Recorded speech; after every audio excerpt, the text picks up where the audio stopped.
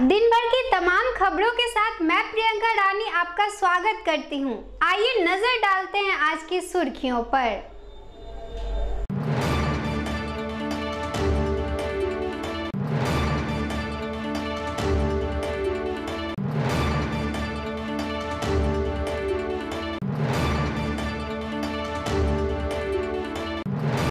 केजरीवाल अस्पताल में एईएस बीमारी ने ली 5 बच्चों की जान। 4 बच्चों की हालत नाजुक बनी हुई है। बरौनी 0 माइल मार्ग से डीआरआई की टीम ने छापेमारी के दौरान 773 किलो गांजा किया जब्त। और ब्रह्मपुरा थाना क्षेत्र के एमआईटी परिसर के समीप अपराधियों ने एक ठेकेदार के 2 लाख रुपयों पर किया हाथ साफ। आइए देखते हैं अब खबरें विस्तार से।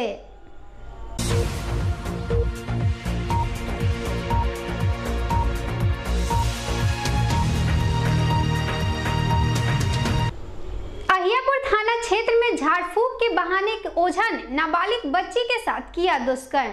पीड़िता का इलाज एसकेएमसीएच में जारी है। फिलहाल बच्ची की हालत गंभीर बनी हुई है। ग्रामीणों ने ओझा को पकड़कर उसकी पिटाई करते हुए उसे पुलिस के हवाले कर दिया।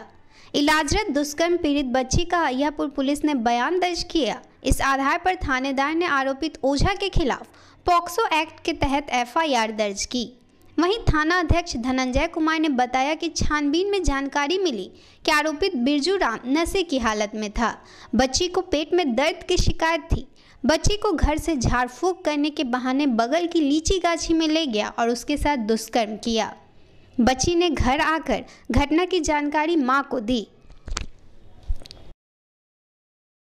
दुष्कर्म के मामले में जो थाने को सूचना प्राप्त हुई, विगत रात्रि 10 बजे पुनास के सरपंच के द्वारा यह बताया गया कि यहाँ पर एक लड़की के साथ एक व्यक्ति ने दुष्कर्म किया है। इस सूचना जिसे लेकर हम लोग एसकेएमसीएच पहुँचे हुए हैं। उसके बाद उन्होंने बताया कि जो दुष्कर्म में शामिल व्यक्ति है उसे ग्रामीणों के द्वारा पकड़ करके रखा गया है। इस सूचना के बाद कुछ ग्रामीणों ने एक व्यक्ति को जिसका नाम बिरजू राम है उसे थाने को सौंपा और उन पर आरोप है कि उन्होंने एक बालिका के साथ झाड़ फूक के नाम पर दुष्कर्म किया है। अभी उसे मेडिकल में रखा गया है एसकेएमसीएच में, जहां उसकी चिकित्सीय जांच हो रही है। उसका बयान आने पर विधिवत कार्रवाई इसमें प्रारंभ की जाएगी। हाँ, फिलहाल उसे गिरफ्तार कर थाने में रखा गया है और उसके बयान लेने का प्रक्रिया एवं मेडिकल जांच की प्रक्रिया पूरी की जा रही है। मारीपुर स्थित सर्किट हाउस में किसानों एवं मजदूरों के विकास हेतु प्रेस वार्ता का आयोजन सीपी ठाकुर के द्वारा किया गया। प्रेस वार्ता को संबोधित करते हुए सीपी ठाकुर ने कई विषयों पर अपने विचार व्यक्त किए। उन्होंने कहा कि एलएस कॉलेज में शिक्षा व्यवस्था में उन्नति करने की आवश्यकता है। किसानों को उनके द्वारा फसलों में लगाने वाले लागत मूल्यों में फायदा होना जरूरी है, सहित खेती के तरीकों पर चर्चा की गई। सरकार की मंशा दिख रही है। सरकार करना चाहती है, लेकिन सरकार करना चाहती है और नए तरीके खेती का सबको बिहार में बहुत ही इंटेलिजेंट जगह है बिहार। तो अगर नया तरीका आप दीजिएगा तो उसको अपना करके कर सकते। हाँ, कोई ऐसा नहीं है कि कोई बहुत पिछड़ा इलाका नहीं है, सब चीज़ में आगे रहा। दुर्भाग्यवश अभी पिछड़ गया, नहीं तो काफ़ी पहले से प्रगतिशील राज्य में से रहा है। तो सरकार को क्लीन चिट दे रहे हैं आप फार्मर्स है। हाँ जी, सरकार बहुत लगी हुई है कि कैसे फार्मर उन्नति करें। सरकार की बहुत चिंता है। जुमला के बड़ा रघुवंश बाबू द्वारा कहते हैं कि गुना कीमत जो है जुमला है, वास्तव में ऐसा हुआ नहीं। अब वाकई गेहूँ वगैरह में हम लोग देख रहे हैं ये नहीं मिला। गेहूँ में थोड़ा पहले से लोग इंतजाम और करना पड़ता, तब जाए। जैसे गेहूँ में देर हुआ, पहले करना पड़ेगा। और पढ़ाई में भी जो दंगल सिंह कॉलेज का बहुत नाम था, बहुत अच्छा था, वो शायद वो भी कारण हो, उसमें भी और उन्नति करने की जरूरत है। आपको क्या लगता है इस पूरे सम्मेलन में कोर इशू जो किसानों का होगा, जी, बेसिक पॉइंट क्या होंगे? 2-3 पॉइंट। एक तो है कि किसान को जो लागत मूल्य लगे उसमें कुछ फ़ायदा होना जरूरी है, फ़ायदा होना ज़रूरी है। थोड़ा फ़ायदा भी होगा तो किसान ठीक है, जिंदा रहेगा। फ़ायदा नहीं होगा तो गड़बड़ हो जाता है, मुझे लगता है कि कर्जे में डूब के मर जाएगा, इसलिए वो होगा। और तरीका खेती का भी ऐसा होगा, पानी कैसे पहुँचे बढ़िया, कम पैसा में पानी सिंचाई होगा। अब जैसे इजराइल वाला तो ये ड्रॉप वाला कर दिया, हम लोग तो कुछ नहीं कर पाए। एक बार यहाँ से नाहर मुजफ्फरपुर से आधे रास्ते से जाके ढंग से नहीं जा पाए, फिर वो लोग उसी तरह एक ले जा रहा है। जब मुआरी नदी सूख गई, जो कि आसानी से उसको टैकल किया जा सकता था, जो मुआरी नदी को, वो नदी तो सूख गई है। एक बात का बड़ा शुरू की 25 तारीख को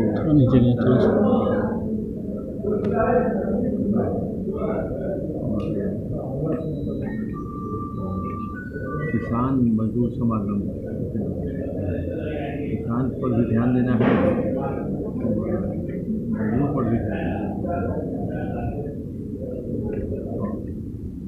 जागृति पूरे समाज में हो। बेसिकली तो ये मुजफ्फरपुर जिला भी किसानों का ही जिला है। किसान लोग यहाँ खुशहाल रहेंगे तो सबका खुशहाली रहेगी। और बाकी के सारे लोग हमारे साथ हैं, और ये हमारे जो गवर्नर साहब हैं, उनकी राय थी कि स्वामी जी पर कुछ करना चाहिए। जब आए थे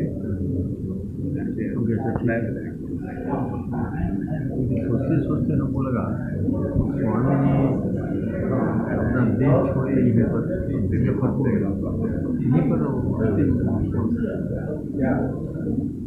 है नहीं, मुजफ्फरपुर में भी बड़ा सा करा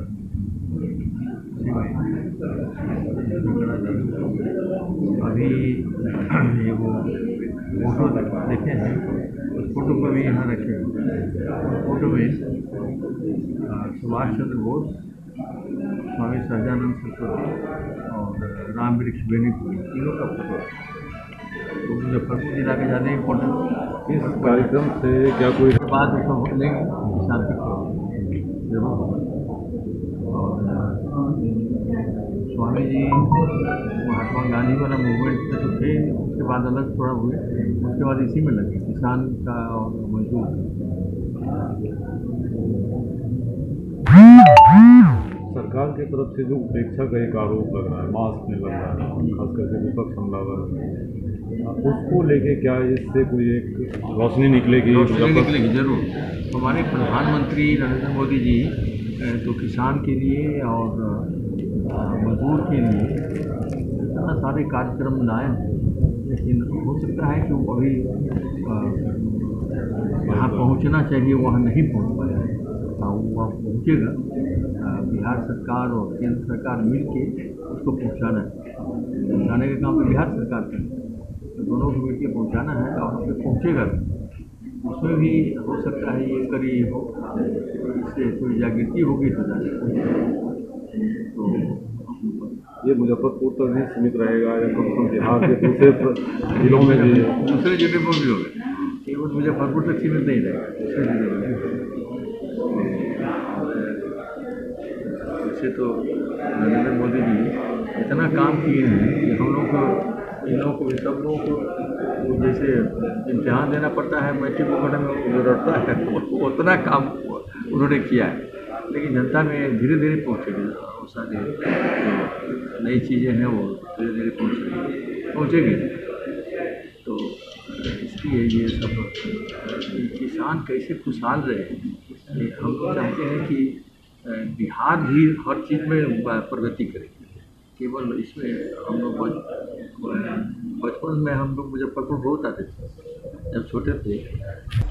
निकटतम प्रत्याशी संघ ने वार्ड 1 से 49 में मिट्टी तेल का वितरण नहीं होने सहित कई अनियमितताओं के संबंध में डीएम को दिया आवेदन।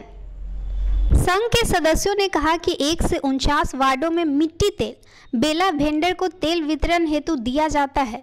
विभाग द्वारा बेला वेंडर को शहरी क्षेत्र के स्लम बस्ती, गरीब बस्ती, झुग्गी झोपड़ी क्षेत्र के लोगों को तेल वितरण का आदेश है, किंतु बेला वेंडर वार्ड पार्षदों के इशारे से वार्ड पार्षदों को जिस क्षेत्र में ज़्यादा वोट मिला है, चाहे वो धनिक क्षेत्र ही क्यों न हो, उस क्षेत्र में वितरण करा देते हैं।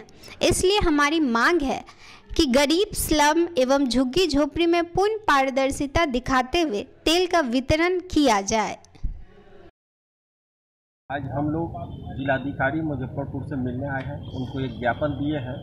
मुजफ्फरपुर शहरी क्षेत्र में मिट्टी तेल जो वितरण होती है 149 वार्डों में, उसमें वार्ड पार्षद और उनके चहेते द्वारा अपने लोगों के बीच में मिट्टी तेल वितरण करा लेते हैं। कोई वार्ड में एक महीना से मिट्टी तेल का वितरण नहीं हुआ, और जबकि ये आदेश है खाद्य एवं उपभोक्ता संरक्षण के तहत आदेश है कि झुग्गी झोपड़ी, गरीब बस्ती और स्लम क्षेत्र में मिट्टी तेल की वितरण किया जाए, जबकि ऐसा नहीं किया जा रहा है। मिट्टी तेल बेला वेंडर का माप भी सही नहीं है, जो कम माप देते हैं, और जो सरकार द्वारा तय है जो उससे 3 से 2 रुपया ज़्यादा ये लोग लेते हैं।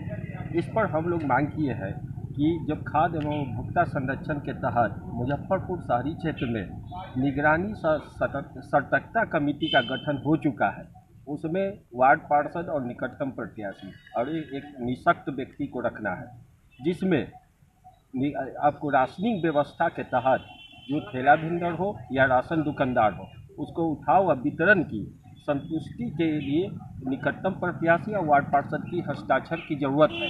लेकिन ऐसा नहीं हो रहा है। सिंगल वार्ड पार्षद के ही इशारे पर ये लोग चल रहे हैं, और शहरी क्षेत्र में मिट्टी तेल की व्यापक पैमाने पर कालाबाजारी हो रही है। इसको रोकथाम के लिए और इसको पारदर्शिता बनाने के लिए हम लोग जिलाधिकारी महोदय के पास आए हैं और उनसे मांग किए हैं कि जो गरीब और स्लम क्षेत्र है उनके बीच मिट्टी तेल का वितरण किया जाए, बिचौलियों को इसमें से हटाई जाए। डीआरआई की टीम ने गुप्त सूचना के आधार पर बरौनी 0 माइल के समीप 773 किलो गांजा जब्त किया, साथ ही एक तस्कर को किया गया गिरफ्तार। डीआरआई की टीम ने गुप्त सूचना के आधार पर बरौनी 0 माइल के पास से 773 किलो गांजा जब्त किया। डीआरआई की टीम ने एक तस्कर को गिरफ्तार कर उससे पूछताछ की।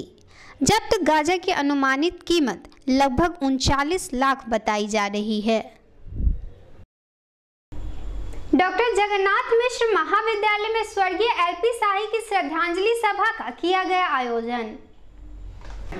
डॉक्टर जगन्नाथ मिश्र महाविद्यालय के सभागार में पूर्व केंद्रीय मंत्री स्वर्गीय ललितेश्वर प्रसाद शाही के निधन पर श्रद्धांजलि सभा का आयोजन किया गया, जिसकी अध्यक्षता महाविद्यालय के संयोजक डॉक्टर एलन शुक्ला ने किया। महाविद्यालय के संस्थापक बिहार सरकार के पूर्व मंत्री डॉक्टर महाचंद्र प्रसाद सिंह ने स्वर्गीय शाही के चित्र पर पुष्पांजलि अर्पित करते हुए कहा कि स्वर्गीय शाही एक संस्था थे, उनके विचार और कार्य अमर रहेंगे।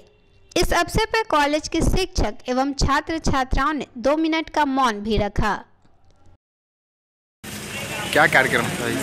आज तो इस धरती के लाल और हम सबके गार्जियन, स्नेह प्यार देने वाले परम पूज्य ललितेश्वर प्रसाद शाही के श्रद्धांजलि सभा में मैं आया था। डॉक्टर जगन्नाथ मिश्र महाविद्यालय के शिक्षक, प्राचार्य और तमाम लोगों ने श्रद्धांजलि रखा। स्वर्गीय ललितेश्वर प्रसाद शाही कोई देश नहीं भूल पाएगा। प्रदेश में जो उन्होंने अपनी छाप छोड़ी है, और मुजफ्फरपुर का तो एक व्यक्ति उससे जुड़ा हुआ था, इसलिए निश्चित रूप से स्वर्गीय शाही की जो क्षति हुई है उनकी मृत्यु से, असामयिक मृत्यु मैं नहीं कह रहा हूँ कि मृत्यु लगता है कि हम सबको प्रसन्नता होती यदि वो 100 वर्ष से अधिक जीते, और सच है कि उनकी दिल में एक भावना भी थी। इतने नियमित जीवन व्यतीत करने वाले नेता कम हैं। निश्चित रूप से भगवान ने एक किस परिस्थिति में उन्हें हम सबसे चुना। पूरा मुजफ्फरपुर मर्माहत है, प्रदेश और देश मर्माहत है, और खासकर कांग्रेस संगठन मर्माहत है। हम अपनी ओर से, महाविद्यालय की ओर से और पूरे किसान मजदूरों के नौजवानों की ओर से परम पूज्य स्वर्गीय LP शाही जी के चरणों पर पुष्पांजलि करता हूँ। भोजपुरी फिल्म जगत के सुपरस्टार दिनेश लाल यादव निरहुआ ने अपनी आने वाली फिल्म बॉर्डर के प्रमोशन के लिए मारीपुर स्थित एक निजी होटल में किया प्रेस वार्ता। प्रेस वार्ता को संबोधित करते हुए दिनेश लाल यादव ने अपने आने वाले फिल्म बॉर्डर के बारे में बताया कि उनकी ये फिल्म पूरी तरह पारिवारिक एवं देश प्रेम में लोट-परोत है। उन्होंने मीडिया कर्मियों के साथ साथ मुजफ्फरपुर एवं देशवासियों से फिल्म देखने की गुजारिश की। बॉर्डर फिल्म तो हमारी बहुत सारी बनती है, बहुत रिलीज होती है, लेकिन इस फिल्म के लिए हम लोग इसलिए गांव-गांव घूम रहे हैं और सबको बताना चाहते हैं, क्योंकि बड़े सौभाग्य की बात है हम लोगों के लिए कि हम लोगों ने बड़ी मेहनत से ये फिल्म बनाया, और बनाने के बाद जब हमने इसको सेंसर बोर्ड में डाला तो हमारा जो सेंसर बोर्ड है, भारत सरकार का केंद्रीय सेंसर बोर्ड, उन्होंने ये अनुमति दिया है कि आप अपने 12 साल से कम उम्र के बच्चों को भी ये फिल्म दिखा सकते हैं, बॉर्डर दिखा सकते हैं। तो हमने सोचा कि ये बात हम अपने भाइयों तक पहुंचा दें ताकि वो फिल्म पूरे परिवार के साथ जाके देखें। वो पूरे परिवार को देखने लायक फिल्म है। वो एक बहन देखेगी तो उसको भी लगेगा कि हाँ, मेरा भाई भी फौज में होना चाहिए। एक माँ देखेगी तो उसे लगेगा कि उसका बेटा फौज में होना चाहिए। एक बाप देखेगा तो उसे लगेगा कि मेरा बेटा फौज में होना चाहिए। एक भाई देखेगा तो उसे लगेगा कि मेरा भाई फौज में होना चाहिए। तो ये जो भावना है वो आप तक पहुँचे, इसलिए ही हम लोग यहाँ आए हैं और आपसे विनती करते हैं कि आप लोग पूरे परिवार के साथ बॉर्डर देखिए और अपने देश के लिए तैयार रहिए। मुझे लगता है, मैं ऐसा बचपन से ही मानता हूँ कि सब रिश्ते नाते हैं, पर जब देश की बात आए तो सारे रिश्ते नाते एक तरफ और सबसे ऊपर हमारा देश होना चाहिए। एक डायलॉग कि मैं भी एक किसान का बेटा हूँ। हमारे जो यूपी बिहार के लोग हैं मुख्य रूप से किसानी ही करते हैं। तो ये डायलॉग जब मैं बोला फिल्म में तो बहुत आप लोगों ने पसंद किया। ट्रेलर आपने देखा है। किसान के बेटा है सर, अगर दुश्मन हमारी जमीन की तरफ आंख उठाकर देखता है तो जमीन के साथ उसका जिगर भी जोड़ देते हैं। कल देखिए बॉर्डर और आपको बहुत मजा आएगा। ऐसे बहुत सारे डायलॉग हैं जो पूरी टीम ने बोला है। हमारे इस फिल्म को आज हम शूटिंग करने जा रहे हैं शेरे हिंदुस्तान की। एक और फिल्म हमारी आई थी, आप लोगों ने बहुत पसंद किया था, निरहुआ हिंदुस्तानी, तो उसका पार्ट 3 बन के तैयार है। इसके बाद वो आएगी। एक फिल्म हमने अभी तैयार किया जो रिलीज के लिए रेडी है, निरहुआ चला लंदन, वो भी बहुत जल्द आ जाएगी। सर, एक मूवी आपकी आई थी। प्लान है, हम लोग एक प्लान कर रहे हैं कि हमारे जो जितने सुपरस्टार हैं हमारे यूपी बिहार के, चाहे वो पवन सिंह हो, खेसारी जी हो, मैं, रवि भैया, मनोज भैया, सबको लेकर के हम लोग एक प्लान कर रहे हैं कि परिवार 2 हम बनाएंगे। भोजपुरी में सर आपके फेवरेट एक्टर कौन है सर? जो कि भोजपुरी में हमारे फेवरेट एक्टर सभी हैं, क्योंकि मैं जब आया तो मैं एक गायक था। मैं इन लोगों को देख के ही सीखा हूँ। हम पहली फिल्म में ही सुशील भैया के साथ काम किए, मनोज टाइगर जी के साथ काम किए, तो ये लोग ही मुझे सिखाए कि मतलब नहीं पता था, ये लोग पहले से आए तो इनको मालूम था ऐसे देखिए, ऐसे कीजिए, ऐसे। तो निश्चित रूप से जो लोग भी हमारे साथ काम करते हैं उनसे ही सीखते हैं और उनको बहुत मानते हैं। काफी सराहनीय काम है सुशील भैया का, तो काफी मतलब बहुत सारी मूवी आपकी भी आई थी इनके साथ, काफी सराहनीय।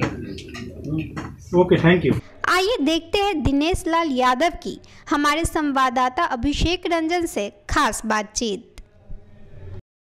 भोजपुरी के सुपरस्टार दिनेश लाल यादव निरहुआ जी है, आइए उनसे कुछ बात करते हैं। यहाँ पे आए मुजफ्फरपुर में भोजपुरी फिल्म के बॉर्डर फिल्म जो आने वाले उसके प्रमोशन के लिए, आइए उनसे कुछ बात करते हैं। बिहार न्यूज़ देखने वाले आप सभी दर्शकों को मेरा बहुत बहुत प्रणाम है, और मैं आप लोगों से ये बताना चाहता हूँ कि मैं मुजफ्फरपुर आया हूँ अपने फिल्म बॉर्डर के प्रचार के लिए। कल बॉर्डर फिल्म लग रही है 15 जून को, और मैं इसलिए आया हूँ सब काम छोड़ के कि भारत सरकार फिल्म बोर्ड ने भी ये कह दिया है कि आप अपने 12 साल से कम उम्र के बच्चों को भी दिखा सकते हैं बॉर्डर एक पारिवारिक फिल्म है, अभी जो देशभक्ति की फिल्म है। पूरी जो फिल्म आ रही है बहुत ज़्यादा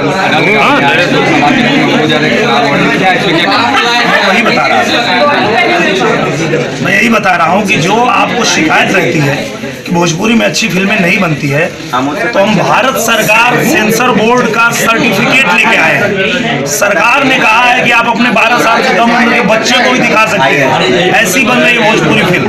और भोजपुरी फिल्म की जो आपके सोच है कि अश्लील बनती है, तो आप कल बॉर्डर देखिए, आपकी सोच न बदले तो हम सिनेमा बनाना छोड़ देंगे। बहुत ही बेहतरीन ट्रेलर है। और ये पूछना था कि 2014 के बाद आपके जो भी फिल्म आ रहे हैं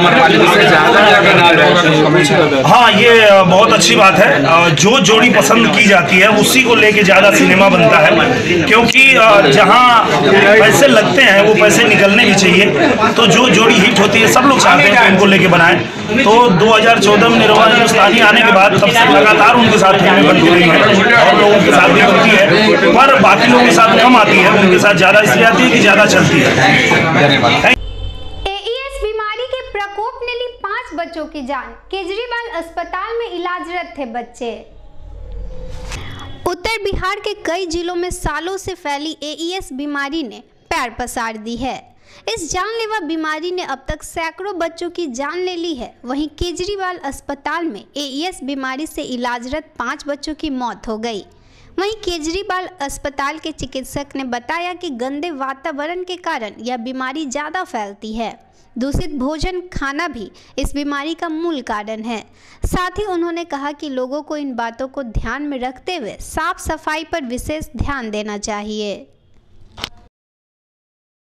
रेफर हुआ उसमें रिपोर्ट नहीं आता है, रिपोर्ट उसमें आता है जिसको हम लोग यहाँ से सैंपल भेजते हैं और कहते हैं कि सैंपल की जांच करके आप रिपोर्ट दीजिए। जिस केस में शंका होती है कि क्या कारण हो सकता है, उसमें सैंपल हम लोग भेजते हैं। सैंपल जो सस्पेक्टेड के जो बहुत है, जो सैंपल और सैंपल जा चुका है सर हमारे यहाँ से मेडिकल कॉलेज में, और सैंपल गया है वो केस का, अब रिपोर्ट अभी तक नहीं आया। वे लोग टाइम लेते हैं, वे लोग पटना भेज देते हैं, पटना में उनके यहाँ जांच होती है। तो सिर्फ एक ही जांच के लिए वहाँ जाता है, जेई है कि नहीं, जैपनीज इंसेफेलाइटिस है कि नहीं। बाकी जांच हमारे यहाँ अपने होता है, हमारी लेबोरेटरी में। वक्त हो चला है छोटे से ब्रेक का। आप बने रहे आरएन बिहार न्यूज के साथ। हाय, मैं कुमार सानू और मैं आ रहा हूँ मुजफ्फरपुर आपके शहर में। ये एक सिंगिंग टैलेंट हंट करके एक शो है जो powered by RN study centre, जो टेलीकास्ट होगा आरएन बिहार न्यूज़, आप जानते ही होंगे। तो मैं आ रहा हूँ एज ए जज फाइनल ग्रैंड फिनाले पे। एंड आई थिंक कि उस दिन जितने भी बच्चे आपके उधर परफॉर्म कर रहे हैं, सबको मेरी तरफ से बेस्ट विशेस कि तुम लोग सब अच्छी तरह से गाना रट के ज़बरदस्त परफॉर्मेंस करना। मैं जज रह के वहाँ चुनूँगा कौन फास्ट होगा कौन सेकंड होगा। एंड ये टेलीकास्ट होगा आरएन बिहार न्यूज़ में, जो powered by RN study centre.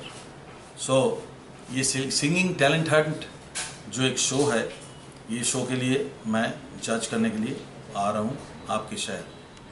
Date आप याद रखना, ये डेट है 15 जुलाई 2018। 15 जुलाई उस दिन आप लोग सब वहाँ पे रहना, ठीक है। हेलो मुजफ्फरपुर, मैं निशा पांडे भोजपुरी और हिंदी गानों के साथ आ रही हूँ आप सबके शहर मुजफ्फरपुर में। आर्यन बिहार न्यूज़ द्वारा आयोजित singing talent hunt show powered by Aryan study centre के ग्रैंड फिनाले स्टेज पर हिंदी सिनेमा जगत के मशहूर व बेहतरीन गायक पद्मश्री सानूदा जी के साथ और साथ में भोजपुरी के सुपरस्टार पवन जी के साथ आ रही हूँ आप सबको झुमाने। तो मुजफ्फरपुर हो जाइए तैयार, मैं आ रही हूँ आप सबसे मिलने आप सबके शहर मुजफ्फरपुर में 15 जुलाई 2018 को। तो आप सब आना ना भूलें, क्योंकि हमारा ये शो बहुत ही अच्छा होने वाला है और बहुत ही धमाका होने वाला है। इस शो के ऑर्गेनाइजर और आयोजनकर्ता Aryan Bihar news, Aryan study centre को मैं तहे दिल से ढेर सारी शुभकामनाएं और थैंक यू करना चाहूँगी। Thank you. हेलो मुजफ्फरपुर, मैं जसराज जोशी। आर्यन बिहार न्यूज़ के द्वारा आयोजित सिंगिंग टैलेंट हंट के ग्रैंड फिनाले में आ रहा हूं आपके शहर मुजफ्फरपुर 15 जुलाई 2018 रविवार को आपके बच्चों के गानों को जज करने के साथ ही आप सबसे मिलने। इस कार्यक्रम के प्रायोजक हैं आर्यन स्टडी सेंटर। हमें आपके बीच लाने के लिए आर्यन बिहार न्यूज़ और आर्यन स्टडी सेंटर के पूरी टीम को शुभकामनाएं और धन्यवाद। नमस्कार दोस्तों, मैं दीपक ठाकुर आ रहा हूँ आप लोगों के बीच 15 जुलाई को रविवार आप लोग के शहर मुजफ्फरपुर में जिला स्कूल ग्राउंड में मैं और शानुदा होंगे और आप लोग होंगे। इतने बड़े लेजेंड के साथ आप लोगों को कुछ सुनाने का मौका मिलेगा, आप लोगों को सुनने का मौका मिलेगा। इतने बड़े लेजेंड को, ये बहुत बड़ी बात है। तो आप लोग आइए और एकदम ज़बरदस्त आइए, एकदम भीड़ के साथ आइए, एकदम ढेर सारा धमाल और मस्ती होगा। तो 15 जुलाई को दिन मत भूलिए और एकदम आइए। हम लोग सब लोग साथ रहेंगे, मस्ती करेंगे, गाना बजाना होगा। तो एकदम कैसे करें अपने व्यापार में विस्तार, कैसे मशहूर हो आपका व्यापार, कैसे बनाए ग्राहकों से सीधा संपर्क। मुजफ्फरपुर में अपने व्यापार को ग्राहकों तक पहुंचाने और अपने सेवा के बारे में बताने के लिए जुड़िए हमारे चैनल के विज्ञापन विभाग से, ताकि लोगों के दिलो दिमाग पर हो आपका राज। आर्यन बिहार न्यूज आपको दिखाएगी आपके आसपास के ताज़ा खबर को, ताकि आप रख सके अपने शहरों का ख्याल। हमारे विज्ञापन विभाग से जुड़ने के लिए संपर्क करें हमारे कार्यालय से। हमारा पता है पुरानी माया स्थान रोड, मारीपुर, मुजफ्फरपुर। हमारा मोबाइल नंबर है 7903341548 या 9123116747।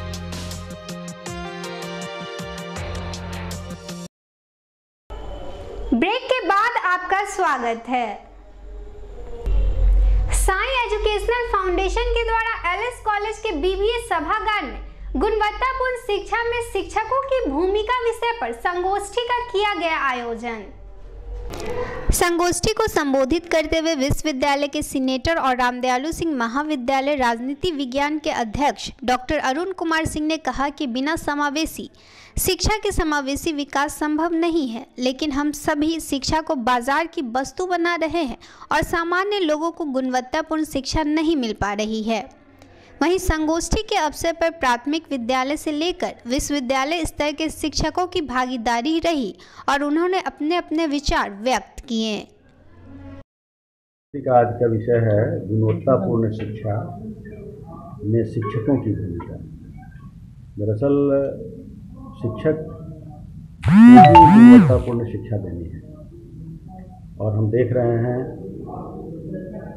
जो रिजल्ट्स आ रहे हैं इस बार बिहार में जो +2 का रिजल्ट आया है वो लगभग 45% बच्चे ही पास कर पाए। निश्चित रूप से हम जो शिक्षक हैं उनके बीच ये बेचैनी है कि आखिर ये रिजल्ट क्यों इस तरह से परसेंटेज यहाँ कम हो रहे हैं। दूसरा ये है कि हम लोग के जो बच्चे हैं स्टेट जो राज्यों में पढ़ते हैं, राज्यों के बोर्ड में पढ़ते हैं, उनका परसेंटेज ऑफ मार्क्स जो है वो काफ़ी कम आ रहा है, जबकि CBSE में काफ़ी ज़्यादा मार्क्स आ रहे हैं। उसके चलते दिल्ली विश्वविद्यालय जैसे बड़े विश्वविद्यालय हैं जहाँ मार्क्स के आधार पर एडमिशन होता है, वहाँ पर हमारे जो बिहार के बच्चे हैं वो कम्पीट नहीं कर पा रहे, काफ़ी कठिनाइयों का सामना करना।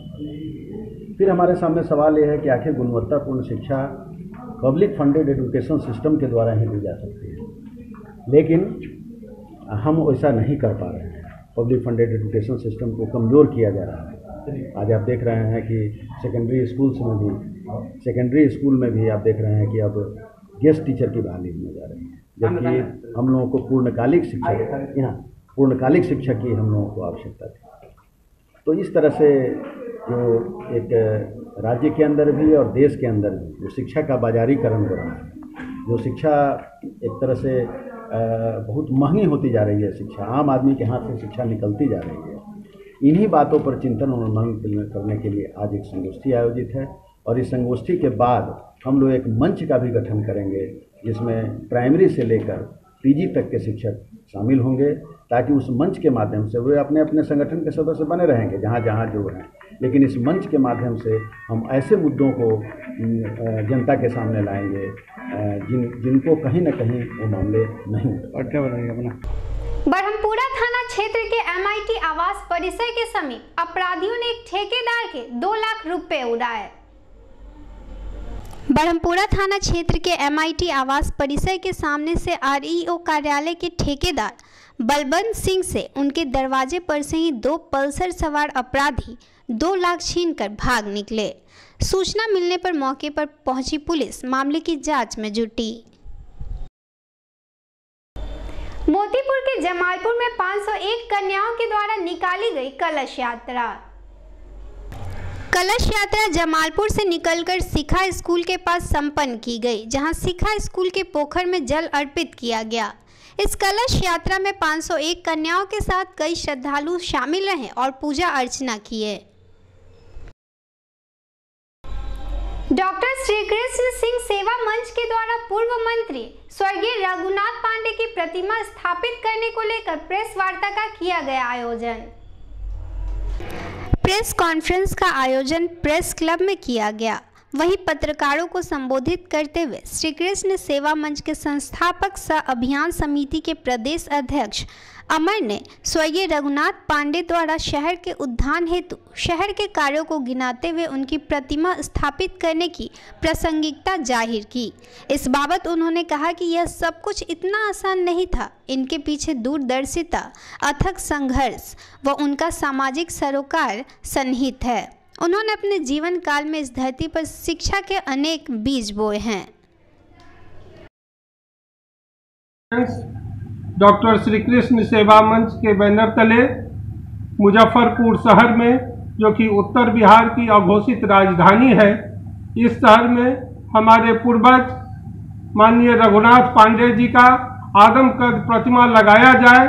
इस उद्देश्य से जन जागरण और प्रशासन को यह आगाह करने के लिए हम लोग आज ये प्रेस कॉन्फ्रेंस रखे हैं कि आने वाले दिनों में, निकट भविष्य में, बहुत जल्दी ही मुजफ्फरपुर शहर के चौक चौराहे पर 2-3 जो महान विभूति हैं इस शहर के, जिन्होंने शिक्षा के क्षेत्र में, स्वास्थ्य के क्षेत्र में अनेकों शिक्षण संस्थान, अनेकों स्वास्थ्य के लिए मेडिकल कॉलेज स्थापित किया। आज वह दुर्भाग्य है हम लोगों का कि उनकी एक भी प्रतिमा मुजफ्फरपुर शहर के अंदर नहीं लगी हुई है। तो हम लोगों ने निश्चय किया है कि हम यह प्रतिमा लगाएंगे और हम आज यहाँ आपके माध्यम से शासन प्रशासन को यह कहना चाहते हैं कि आप हमें यह सहयोग कीजिए, हमें जगह उपलब्ध कराइए, हम मूर्ति लगाना चाहते हैं। इसीलिए आज यह प्रेस कॉन्फ्रेंस रखा गया है। हमारे साथ तमाम युवा वर्ग के लोग, हमने इसे सोशल मीडिया पर भी चलाया।